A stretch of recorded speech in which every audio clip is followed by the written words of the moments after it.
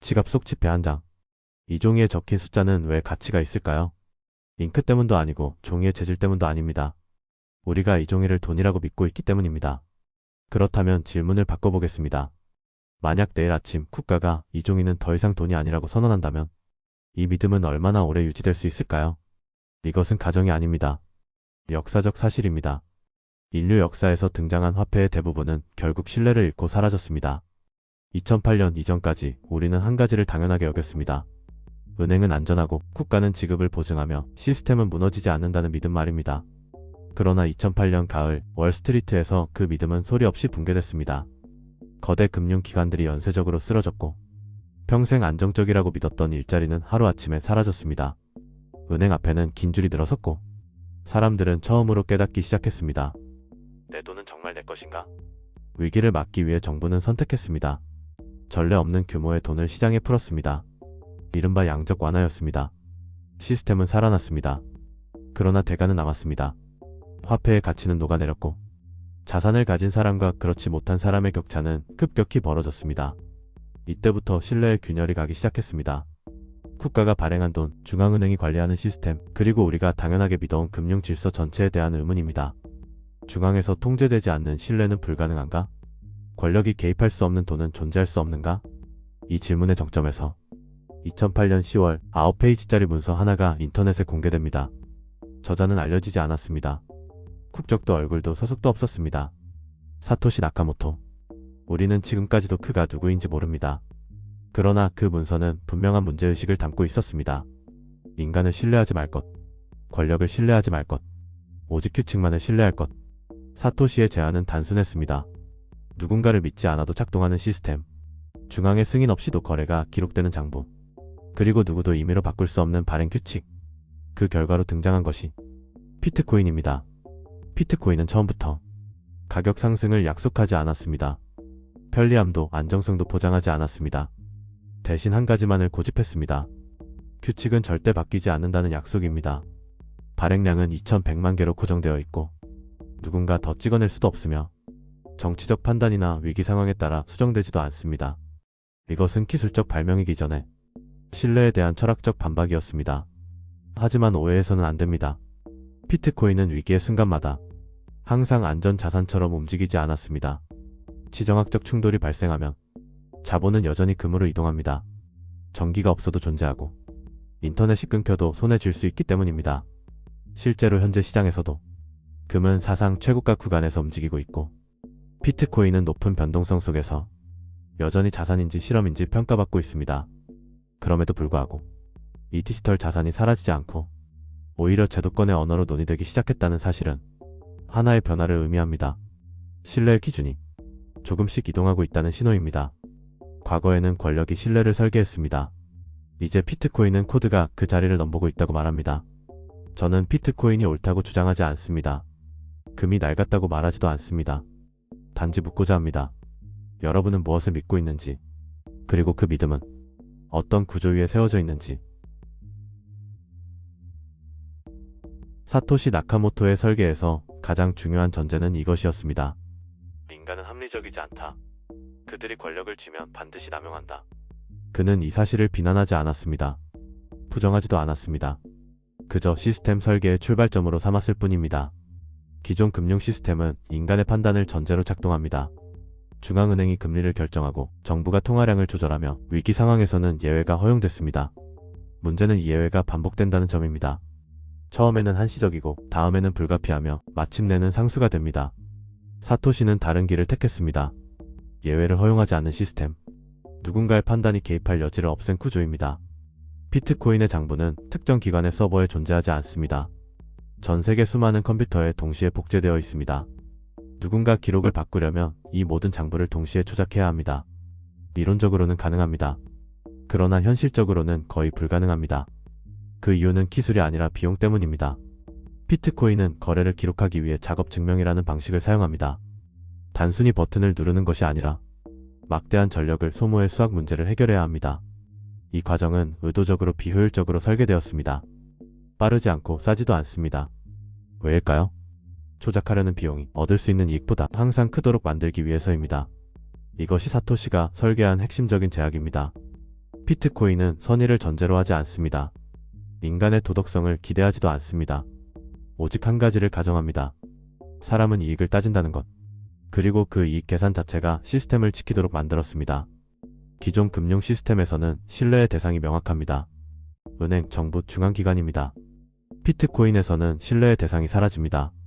대신 검증 가능한 규칙만 남습니다. 누가 보냈는지보다 규칙에 맞는 거래인지가 중요합니다. 누가 승인했는지보다 모든 참여자가 확인할 수 있는지가 기준입니다. 이 변화는 작아 보이지만 의미는 큽니다.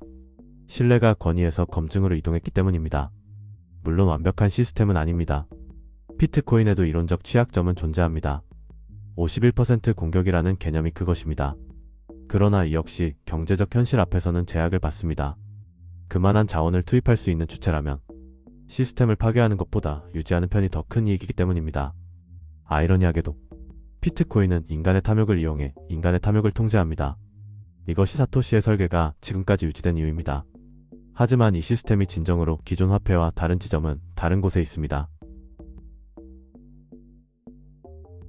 비트코인을 이해하는 데 있어 가장 많이 오해되는 지점이 하나 있습니다.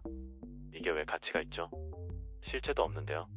그러나 역사적으로 보면 이 질문은 항상 거꾸로 제기되었습니다. 가치는 언제나 왜 믿게 되었는가에서 시작됩니다. 금은 아름다워서 화폐가 된 것이 아닙니다. 투식되지 않고 나누기 쉽고 누구도 마음대로 만들 수 없었기 때문에 선택되었습니다. 즉 희소성이 먼저였고 가치는 그 다음이었습니다.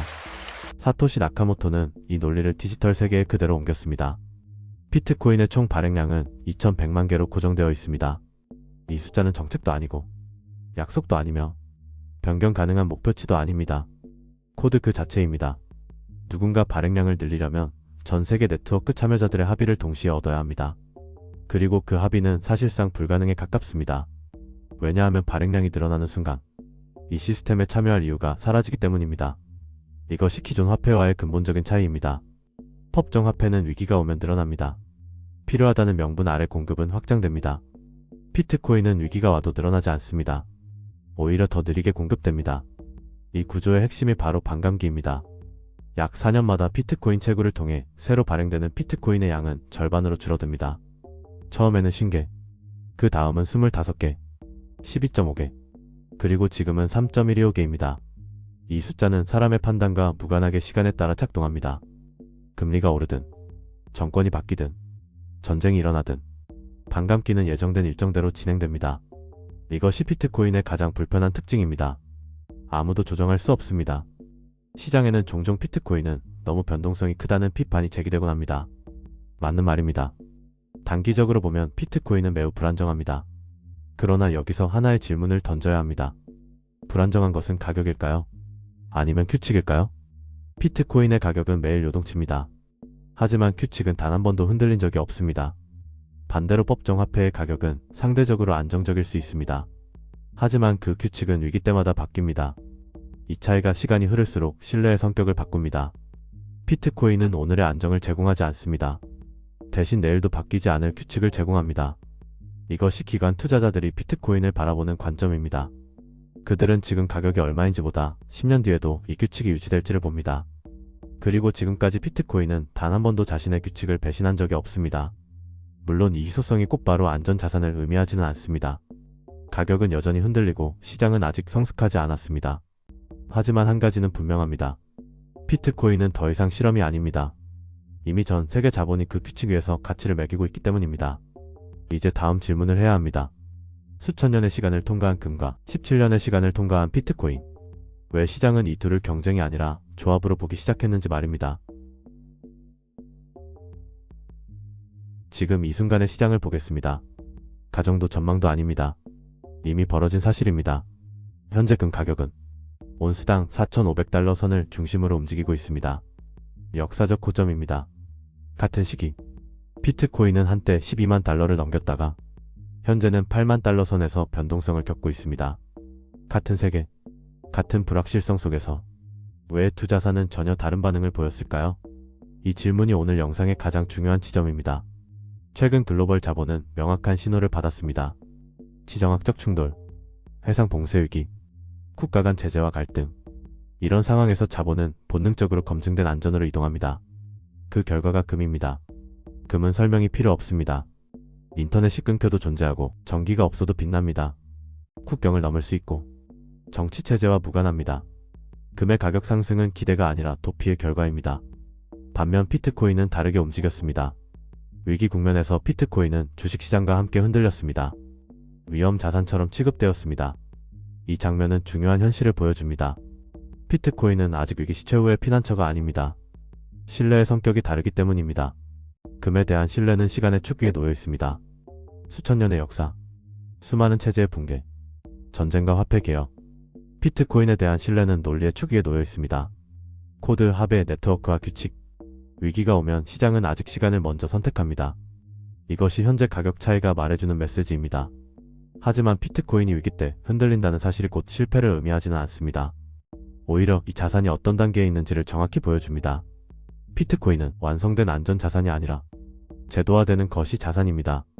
ETF 승인, 기관 커스터디, 국가 단위 규제 논의. 이 모든 것은 비트코인이 시스템 안으로 들어오고 있다는 증거입니다. 그리고 이 과정에서 변동성은 필연적으로 발생합니다. 금은 이미 제도입니다. 비트코인은 제도가 되어가는 중입니다. 그래서 금은 폭풍 속에서 버티고 비트코인은 폭풍 속에서 흔들립니다. 그러나 주목해야 할 점은 이 흔들림 속에서도 비트코인의 규칙은 전혀 흔들리지 않았다는 사실입니다. 가격은 내려왔지만 발행량은 늘지 않았고 거래는 멈추지 않았으며 네트워크는 작동했습니다. 이 차이가 장기적으로 무엇을 의미할까요? 왜 각국의 중앙은행과 국가 단위 자산 관리자들은 이 변동성을 보면서도 비트코인을 완전히 배제하지 않을까요? 왜 금과 비트코인은 대체제가 아니라 혼합제로 취급되고 있을까요? 방금 한 질문으로 돌아가 보겠습니다. 왜 시장은 금과 비트코인을 대체관계가 아니라 공존관계로 보기 시작했을까요? 답은 단순합니다. 이 둘은 같은 문제를 전혀 다른 방식으로 해결하기 때문입니다. 금은 신뢰를 물리적 실체에 저장합니다. 손으로 만질 수 있고 보관할 수 있으며 시간의 풍화를 견뎠습니다. 비트코인은 신뢰를 규칙에 저장합니다. 누구도 바꿀 수 없고 검증 가능하며 시간이 아니라 논리를 통과합니다. 금은 붕괴 이후에도 남는 자산이고 비트코인은 붕괴 이전부터 작동하는 자산입니다. 이 차이가 새로운 전략을 만듭니다. 중앙은행과 국가 단위 자산 관리자는 모든 상황에 대비해야 합니다.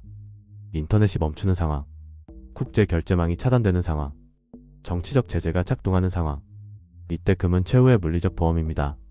동시에 디지털 경제가 확대되고 자산 이동이 가속화되며 국경을 넘는 거래가 일상화되는 환경에서 비트코인은 기존 시스템이 제공하지 못한 다른 종류의 안전성을 제공합니다. 즉, 이 둘은 서로의 약점을 보완합니다. 그래서 최근의 논의는 금이냐 비트코인이냐가 아닙니다. 이 둘을 얼마나 어떤 역할로 섞을 것인가입니다. 이것이 전략적 보조 자산이라는 표현의 의미입니다. 비트코인은 금의 자리를 빼앗지 않습니다. 그 옆에 다른 성격의 신뢰를 추가합니다. 이 변화는 조용히 진행되고 있습니다. 혁명처럼 보이지 않습니다. 가격 차트보다 정책 문서와 자산 배분표에서 먼저 나타납니다. 중요한 점은 이 흐름이 되돌릴 수 없다는 사실입니다. 한 번 코드로 신뢰를 저장할 수 있다는 개념이 등장한 이상 그 가능성은 사라지지 않습니다. 비트코인이 오늘 얼마인지보다 더 중요한 것은 이 실험이 이미 17년째 중단 없이 작동하고 있다는 사실입니다. 이제 이 영상의 첫 질문으로 돌아갑니다.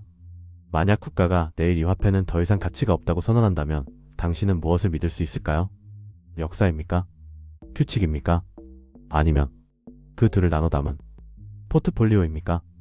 누구도 정답은 모릅니다. 다만 한 가지는 명확합니다. 신뢰는 더 이상 한 곳에만 머물지 않습니다. 분산되고 분리되며 스스로 그 역할을 나누고 있습니다. 그리고 이 변화는 비트코인에서 끝나지 않습니다.